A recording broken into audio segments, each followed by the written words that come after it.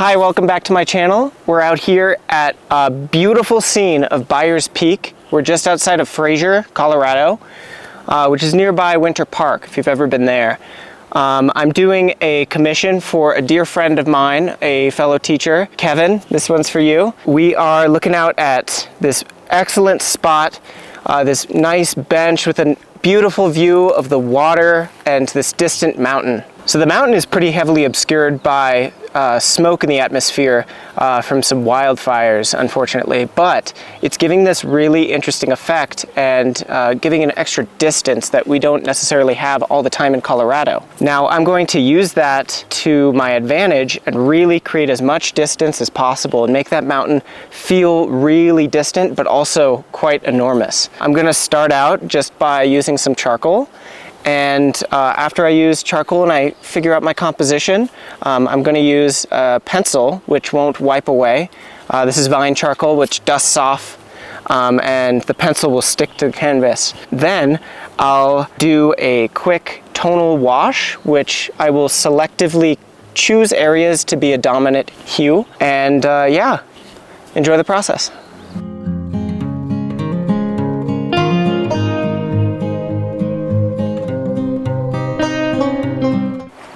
All right, so I'm doing a lot of pre-mixtures, and that will increase my efficiency for the long term. So right now I'm actually going to mix the distant mountain color, and it's definitely cool. You got to be careful with your greens. If you add too much yellow into a mixture, it will not look like it's distant. So it needs to be really desaturated and cooler, generally. That's just a general rule to go by. So although this doesn't look too cool, it looks pretty gray, I'm gonna keep it within that gray range and hint at like a blue to a purple to make it stay in the distance. And instead of using any of my yellows, like this yellow ochre or the cad yellow, I'm using turquoise blue by Rembrandt as a green, a distant green. It's got just a hint of a warm temperature to it.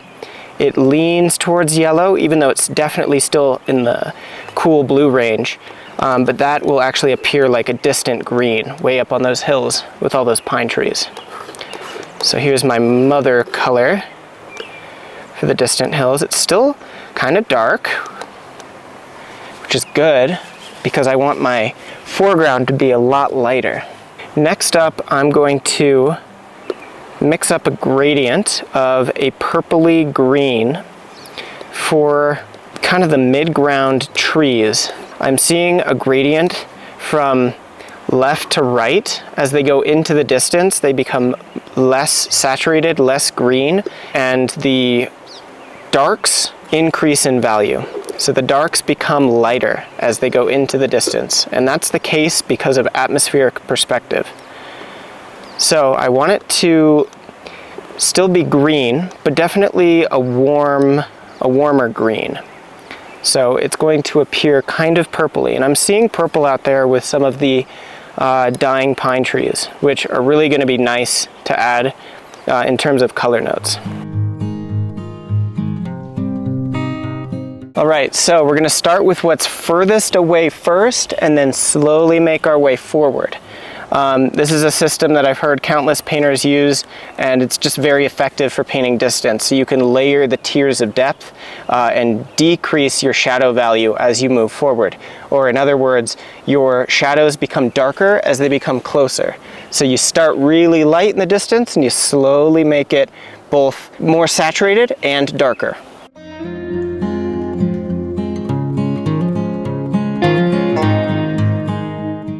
I'm going to start with this simple gradient wash in the distance, and we're going to kind of make it a peachy orange, not super saturated, and I'm going to wipe it off too. So I'm going to go like this. So it's just a stain in the sky, just a stain. You may hardly be able to see that. And then I'm going to add the clouds, which are still in the sky, but closer. And those are a bit of a purpley blue, but not too saturated. And I'm painting nice and thin, and that way I can layer as the day goes on. And it's starting very much like a watercolor wash. I'm gonna use this fan brush to knock back the edges, and I can smack it around because it's far away, and I don't have anything else that I'm knocking into at this point.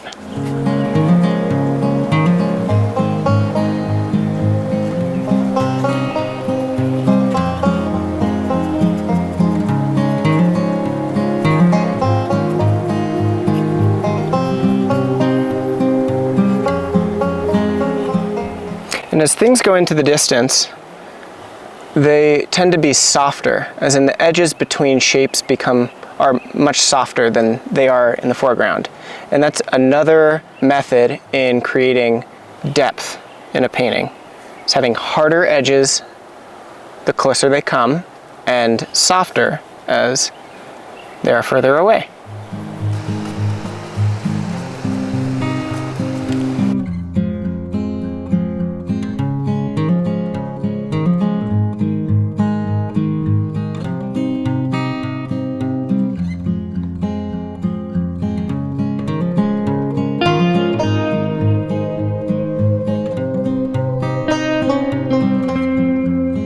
So what this is one of a couple of studies that I'm going to be doing.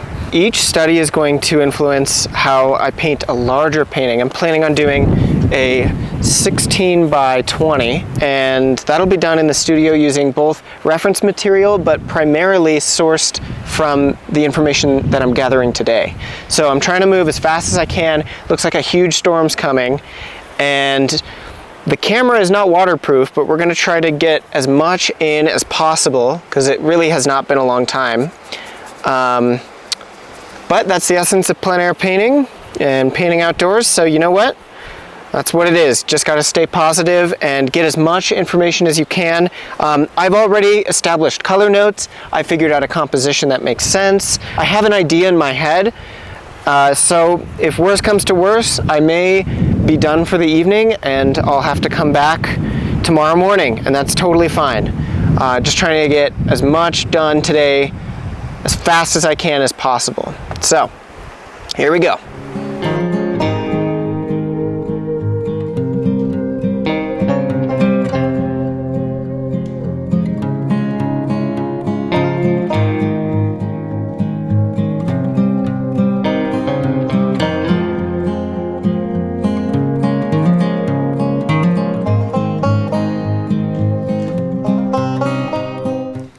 Alright, so that storm is definitely coming. We're starting to feel raindrops, and we've got quite a hike.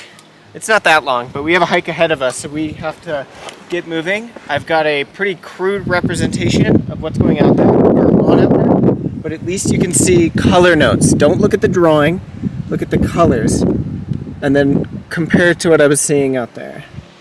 So, colors are there, drawing is not. At least I have the colors and I have the feel. I have this experience to work from.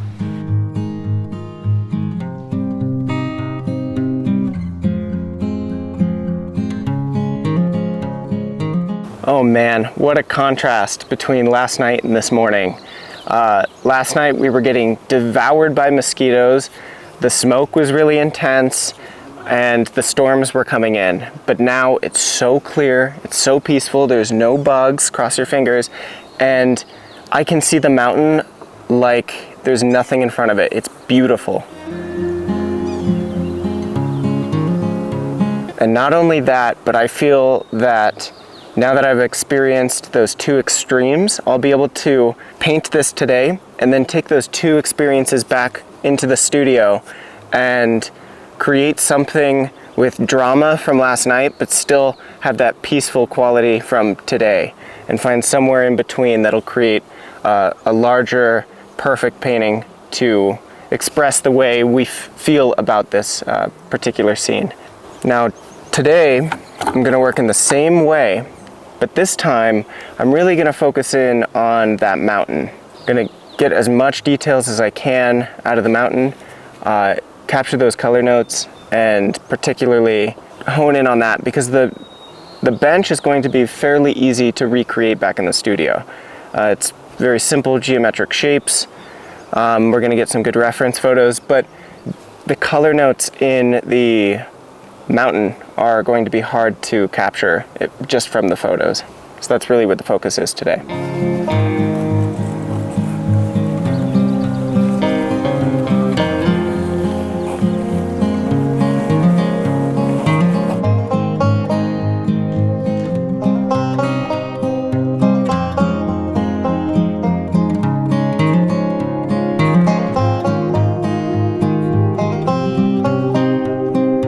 I'm working again from back to front, starting with the sky.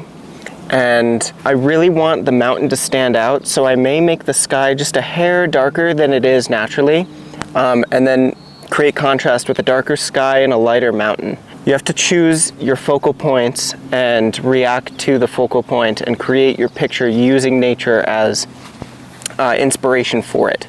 So I'm attracted to the mountain, I'm attracted to this beautiful orange tree on the right, and then I'm attracted to the bench. So I want those to be my three focal points, primarily being the mountain in the distance. But I want the viewer's eye to kind of go around the painting and have a lot to look at. So I'm going to decrease the value of the sky starting out.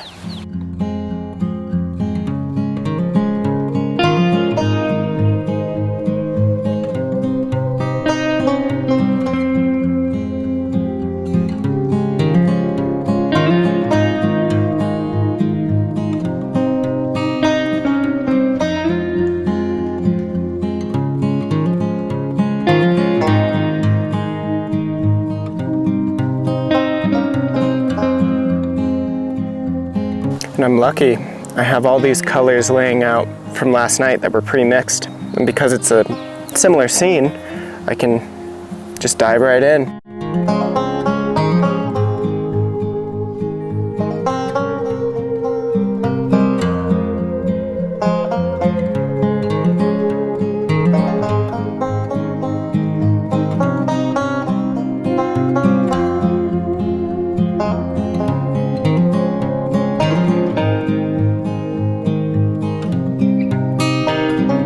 These little blue dots in the grassy area are inspired by the shadows that I see out there, but really what they are is a design element in the painting. I want your eye to be led through the painting and have some visual stimulus throughout the pictures.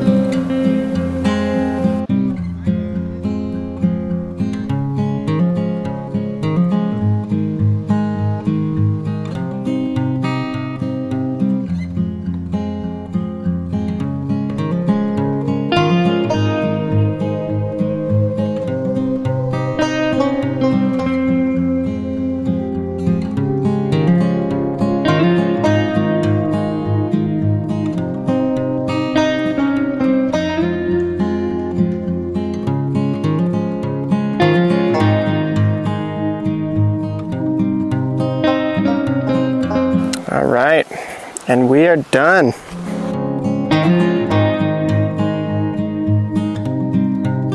We're gonna head back to the studio and I'm going to work on the larger canvas using these two studies.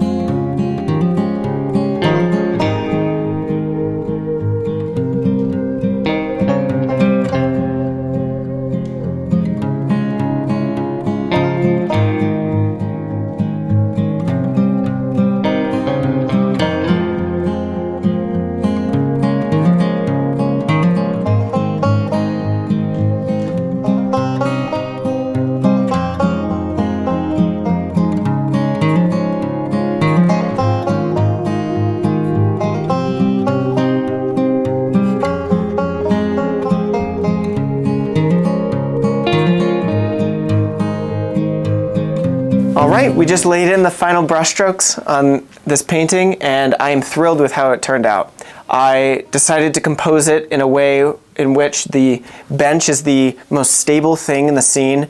The environment around it is somewhat chaotic, super energetic, and the bench is the focal point near the center of the canvas. It's a place where you can find stability, where you can be at peace and at ease and just observe the chaos in the world. I really felt that this scene was just so beautiful, and it was moving, and there were so many different colors out there, and I wanted to capture as much of that as possible in this piece. So for the family that is going to own this piece, I hope it brings them joy and it brings them inspiration for years to come. Thank you guys for this opportunity. It's been such a journey. I loved painting on location and experiencing the scene myself. It just means the world to me that you guys would consider commissioning me to create this artwork for you. And I hope it brings you as much pleasure as it brought me. We're gonna put this in a frame, and the frame is really gonna bring it up a notch.